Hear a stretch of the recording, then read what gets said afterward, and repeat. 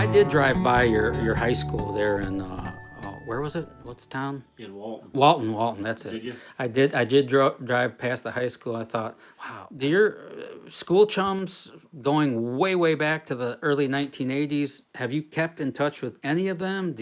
Are you still good friends with some of your buddies from Lincoln when you were a kid? A few of them. Yeah. Not a whole lot, but a few of them still. And racing's has helped keep a few of them, me and a few of them in touch. Well, there's a few of them that still come see me at the racetrack or a race occasionally, but That's cool. Facebook these days has certainly helped reunite some of us, but there hasn't been too many of them that from high school days that's followed. So you've rallied around new friends over the decades, and who are some of your close friends today that you in the racing world, I guess? Yeah, Mike Mann. Mike Mann. Mike Mann, he used to race from here in Burlington. He was from nearby Burlington. That he and I still hang out a little together. Me and Mike and Kevin Thomas. Mm-hmm. Kevin Thomas from Mobile, Alabama. He was we talked quite a bit. And we raced for a lot of years side by side and a lot of races together, a lot of fun together, a lot of traveling, and so KT has been my One of your go-to guys. my go-to friend. Yeah, that's cool. From the racing world, but there's been friends with a lot of them. Yeah, over the years. yeah. Have you had any serious rivalries, like continual on-track arguments that you guys did? Anyone like that? No, Tony Elliott. Tony Elliott was obviously my biggest rivalry, and Kevin Thomas was too. But me and him's been friendly, and me and Tony Elliott was too for a long time. But Tony Elliott was my biggest Nemesis, you might say. nemesis on the track over the years. And I suppose you guys had a run-in or two over the years. Yeah, we started out around the same time and same places, and we raced each other, 50, 60, 70 times a year for 25 years in a row. So Wow. so me and him raced, hard a lot. Yeah, so when you race that hard and that long together, you're bound to bump every now and then. Yeah, we've knocked heads a few times. Hey, that's part of the game. You've run with a wing before, haven't you? A little bit. Yeah. Yeah, I used to back in it's been like 20 years ago, and in 10 years there I ran about somewhere between 5 and 10 wing races a year. I know they're going faster with the wings. You got the big billboard up there that helps plant the car, helps hold the car to the track. Could you say that it's easier to run with a wing? Or there's nothing easy about driving a sprint car. I don't want to go there, but Right. but the way that big wing and billboard plants the car, it almost looks like it helps drive the car through the corner. Well, it's just more stable. It don't slide, and you just got more control of it. But it's some of the little tracks you still back it in a little bit. But, Yeah. But it's just a total different race car. But the wing, makes it go, 20 mile an hour faster, which when you're already talking 110, or when you're talking another 20 mile an hour, it adds another aspect. Yeah. It's No doubt. yeah, it's just a different world, and whatever you get to accustomed to, or whatever you like doing, and whatever you are good at, you stick with it long enough. You get pretty good at it. But I've never been a wing. I've never really liked the wings myself as far as driving them. I do miss the old hoods and the round nose pieces on them and the chrome grills, and Yeah. I miss that look. I know they got the big scoop hoods, and you can't really see the driver anymore like you once could wrestle away at the car. Yeah. You got that skirt on the side of you that all we see is your little bubble, your head. Yeah. And I think that's taken away. At least it has for me. I can't imagine, going back into the 50s and 60s, 40s, 50s, when they were not only didn't have the cage on top, before they even had a roll bar behind the guy, and they're running with Cromwell leather helmets and T-shirts. I mean, could you imagine doing that? Sticking way out like they were. I mean, that was crazy. but you see those guys, and can you imagine What would be cool if I could see the expression on Dave Darland's face. Yeah. I can't see that. When they were wearing leather Cromwell helmets, I could see the expression on his face. That to me, that would have been so colorful to see that era. Yeah. You know, they were literally gritting their teeth and flipping each other off and smiling and giggling. I mean, Jimmy Bryan used to run with a cigar in his mouth, you know? I mean, that to me would have been incredible to see that era.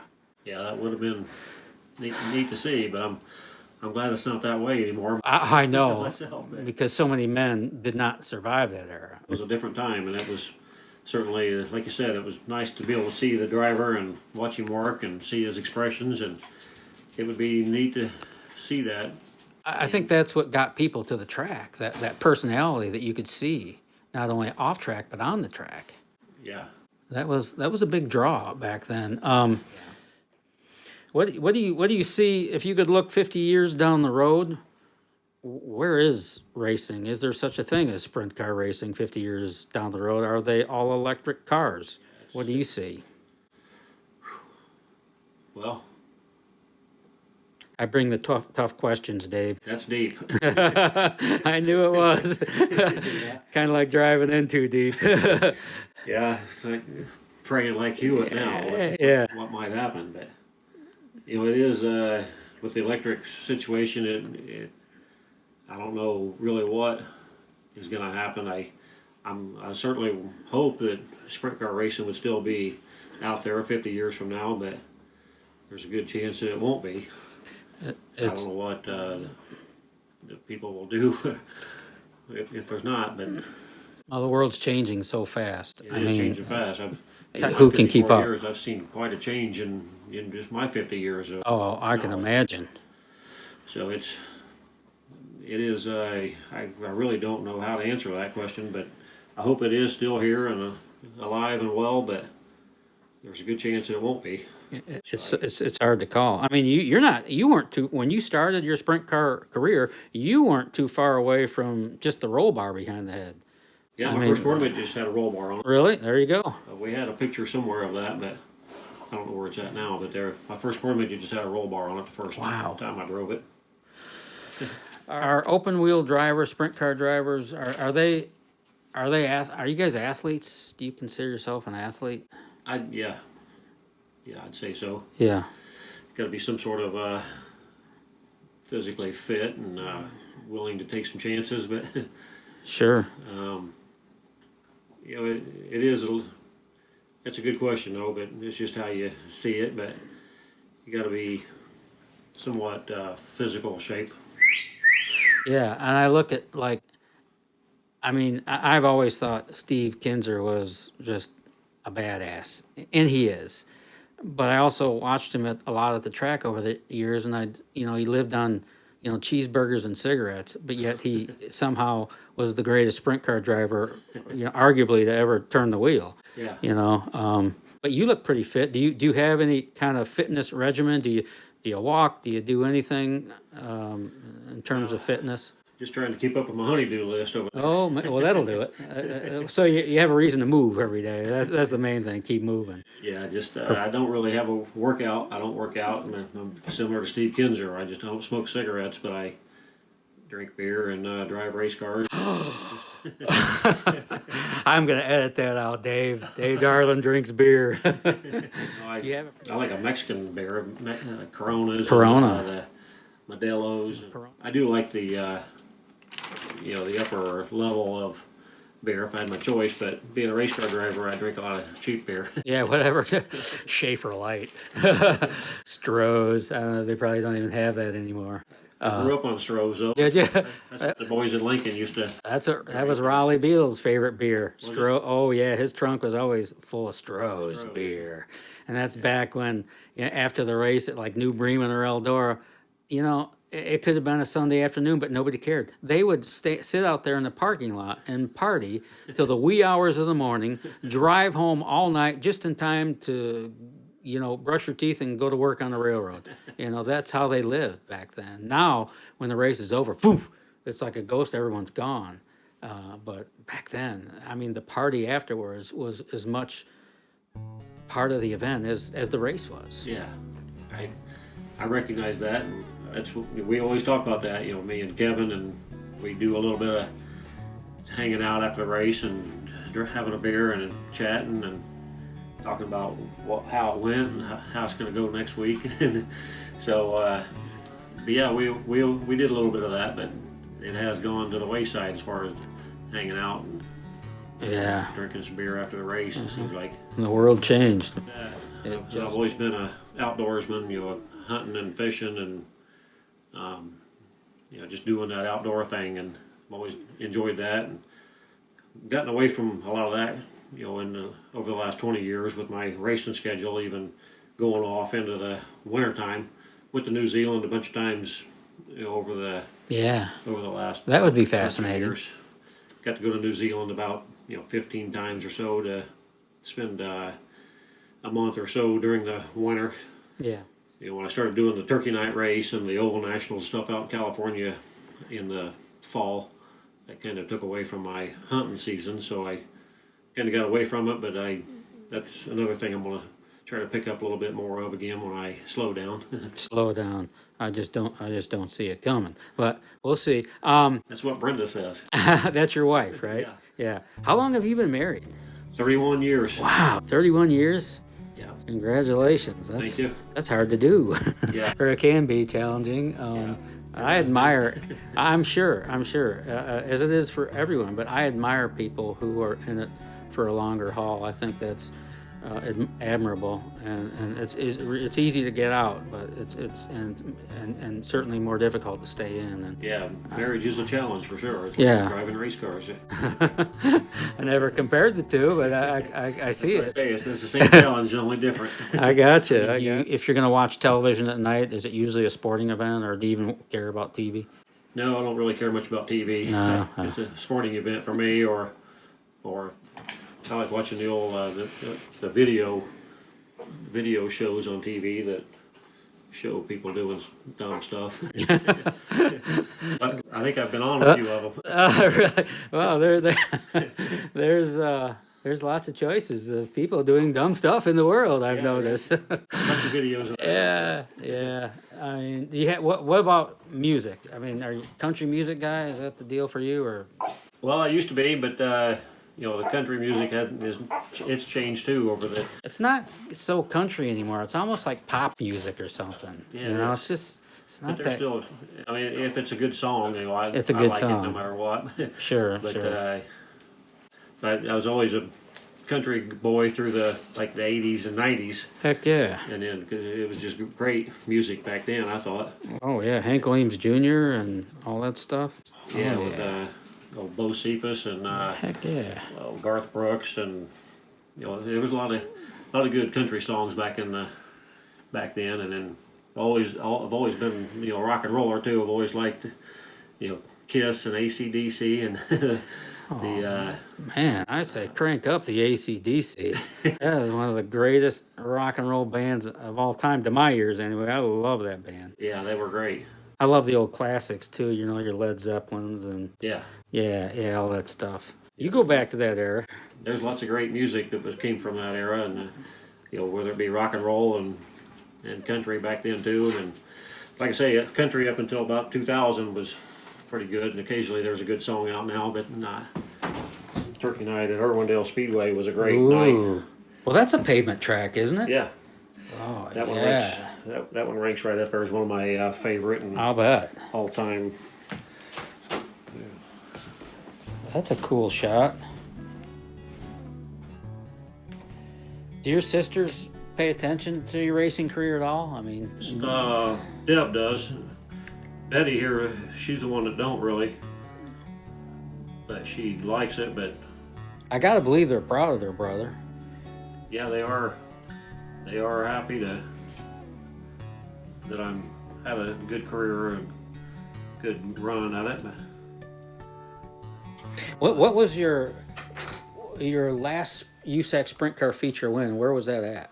Down at Hobstadt. Hobstadt, man, that's a tough track. Yeah, that's the only time I've ever won there. Really? I've always been terrible there. And you won your last USAC sprint car feature win. 2018, I won there during sprint week, and that's my last one. So that's to date.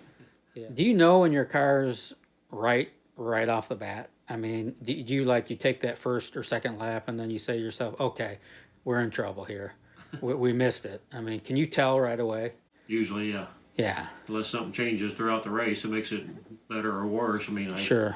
you can usually tell right away if it's going to be, a good night or not. Yeah, yeah, yeah. So, yep, I can usually feel whether I like my situation pretty soon. And what does your 2021 season look like? I mean, do you have a ride? Is it your own ride?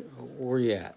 Well, Kenny Baldwin, he's getting back into, the sprint car scene, and he did a little bit last year, and I'm going to drive for him. I just drove for him in Florida back in a couple of weeks ago, down in Florida in February, and then I'm going to run for him on occasion this summer, but not a full schedule of anything. We're just going to come up with a good plan here pretty soon, and It could have a mix of USAC and local stuff. yeah, Yeah. a little mix of that. But then I got my own car too that I'm going to take to Tulsa to have wrapped, a new paint job, a new wrap look on it this year. So taking it out there in a couple weeks to have a new wrap on it, and it'll be ready to go pretty soon. And I'm gonna run it too on occasion, or maybe put somebody else in on occasion to run too. So so I have my own car I get one of everything. I'm not very deep. I don't have much spares, or got a really nice race car, just not much behind it. Yeah, you don't have another one up on the shelf, right? I got you. I got you. I mean, what's the chassis of choice these days for you guys? DRC. DRC? DRC is the main. Is Maxim still a big player? Or Yeah, Maxim is like second or third the most popular, but DRC is the most popular. That's the car I like, and Maxims are okay too. So. Yeah. Do you have any guys that are just fans of Dave Darland that help financially, or you call them sponsors, whatever you want, or Yeah, some of my big sponsors, Mike Curb, the record label guy from Nashville, Tennessee, he's been helping me for. He still helps you, huh? Yeah. That's cool. Yeah, he still helps me, and good for him. He and I and Kerry Agajanian are buddies. Really? So we talk back and forth. You know Kerry Agajanian? I do. He's an interesting man. Yeah, I like Kerry. We talk a lot, and he's on the, him and Mike Curb are partners. They do the deal together. Yeah, I mean he's the son of J.C. Agajanian, right? Yeah. J.C. Agajanian, the longtime, he owned Indy cars back when they were upright dirt cars, and Yeah. in fact, J.C. Agajanian won the 1952 Indy 500 with Troy Ruttman. That was the last upright sprint car, big car, to win at the Brickyard. And then he won again in 1963 in a roadster with Parnelly Jones. Did he? Yeah, yeah. Okay. Cool. Yeah. So Curb Records, anyone else help? Yeah, there's Curb Records and Joe Dooling, the Dooling Machine. He used to be from Missouri. He's from Texas somewhere Cool. now. And then just a few little local guys, but MVT too, Royal Jones out of Las Cruces, New Mexico. He's been a supporter of me for 10 years or so too. So That's neat. those are my major guys, and I got a lot of local guys here. The Chris Stonebreaker out of Kokomo is a lawn care service that helps me a little bit, and Scott Green out of Greenfield, Indiana. He's got a little repair shop. He helps me a little bit, and a couple of restaurants in Kokomo, the Windmill Grill and the Choo Choo Magoo's. They feed me. Yeah, that's important. Yeah. I think it's neat to have some of the local flavor in the mix, but some of your other partners, your big three, are, they've been with you for 10 years or more, and I think that says a lot about you and a lot about them. Cool. Yeah, I appreciate them helping me over the long haul, and it's helped me, continue my career for this long. If I hadn't had help, I certainly wouldn't be able to do it. So. I understand completely. So you're not going to run the full USAC schedule, but how many races, if you had to just guess right now, would be on your 2021 calendar? Well, I mean, between local and USAC, and I mean, yeah, I'd say there's going to be 40 or 50. 40 or 50? If I don't That doesn't sound like you're slowing down to me, Dave. Oh my God. Okay, 3 pages, There's the schedule I wanted to. single spaced, and that's very technical. Do you want me to type that up on an Excel doc for you, Dave? Yeah, I Look wrote that at up that. just a while back. That is so funny. That is an old-fashioned schedule. My God, Yep, that's 50 some races. That is a There's ton. like 60 on this schedule. but 60. Okay. I don't know how many I'm going to be able to. Glad you're slowing down there, Dave. Oh, I don't see it at all. That's cool. Good for Yeah. you. So that's the case. I just don't know how many I'm going to do, but that's kind of what I have penciled in. So I got it. between me and Kenny's car, and there will be some weekends that I gotta, like you said earlier, just take off a weekend, just put my helmet, a set in the closet for a weekend and go camping. I hear you. Because like I told you, I've always been obligated to run for somebody for points, and couldn't just take a weekend off. Where now I'm, me or Kenny Baldwin and I, neither one are interested in point racing or doing the whole 100%. Doesn't that make it more fun if you It don't is, have to add the points? I mean, Yeah, I'm looking forward to it, and hopefully we have a successful year. But it is the first time in my life that I haven't really, is this the first year you haven't chased points? chased points really. Wow, I didn't know that. Wasn't planning on it last year, but with the COVID deal where USAC didn't run too far from home, we was able to do the whole schedule. And I ran 7th in the points last year. Well, And, racing isn't everything, Dave. no, I know, but No, I know, but you do have those. yeah, Somebody loves you. got some colored coloring pages on the fridge, and And this is your wife here with someone. yep, that's my wife and 2 daughters. Oh, 2 daughters. Oh, wow. And that picture's been 5 years ago too, down in Putnamville. So No kidding. Bet your daughters are proud of their dad, right? They better be. no, they're good kids. Yeah, I bet they are. The one I'll there bet on they the left, are. She's the youngest, and she just turned like 30, and and she's just had her 2nd kid, and our 4th grandson, and she's got our granddaughter. So Wow. so she's got a couple of grandkids, and she's they're all doing well. I'm glad to hear that. And I've had enough of the full grind and ready to slow down a little bit right. and do a few other things on occasion. Sure. What'd you call that? A SmackDown trophy? Yeah, the SmackDown. That's a Kokomo thing, right? Yep. It's a big USAC event. I won that 3 years in a row. Wow, that's SmackDown. cool. SmackDown at Kokomo. Gears and spark plugs. I bet it's heavy. It's heavy. That's cool. That may be the most interesting trophy I've ever seen. Yeah, guy down there in Indy makes those. That's cool. Yeah, Did you get along well with your dad? oh yeah. Yeah. Yeah, we did a lot together, being raced for 21, actually raced for 31 years together with quarter midgets. Mm-hmm. So he owned a sprint car for me for 21 years and had a lot of success, and we had a lot of fun together. Yeah. That's awesome. Did some hunting and fishing as a kid especially, but like I keep saying, when I got racing a lot, it took away a lot of the extra things that I'm sure full that. race. Yeah. Sounds like he supported you though over He did, yeah. your time. Yep, he owned a car for me for a long time, and Yeah. then got venturing off racing for other people. He was Right supportive. there with you. Yeah, That's cool. yep, he loved it as much as I did. Yeah, that's awesome. Thank you so much for everything, Dave. I really appreciate your time today. This has been fantastic. You're welcome. Hopefully, you can put something good together and make me look good. Yeah, I don't have to make you. You already got that part down pat. And thank you, Baxter. Yep. You're a good pup. Baxter, You are a good pup. Get him, That's- Baxter. Give me. Get him, boy. You can't get me. I'll get you back. Whoa, he's got some legs. Yeah, he's a jumper. He's like half kangaroo. Is He's my little buddy. He likes going. Does he go with you in the car and stuff? Yeah, he goes places with me, and we'll go down to. Come here, boy. He's a beautiful. Around here, we'll go play. He's a beautiful pup. Take him to the park. He love him. listens well. He holler at him. Oh, he listens well. Then Listens good. he listens better than I do. Is this the way out? Yeah.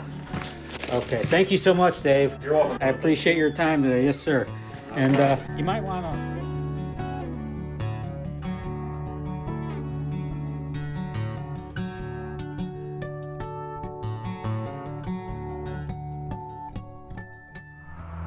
You know, I really love Indiana. In fact, when I dream about the moonlight on the Wabash, how I long for my Indiana home. Thanks, Glenn.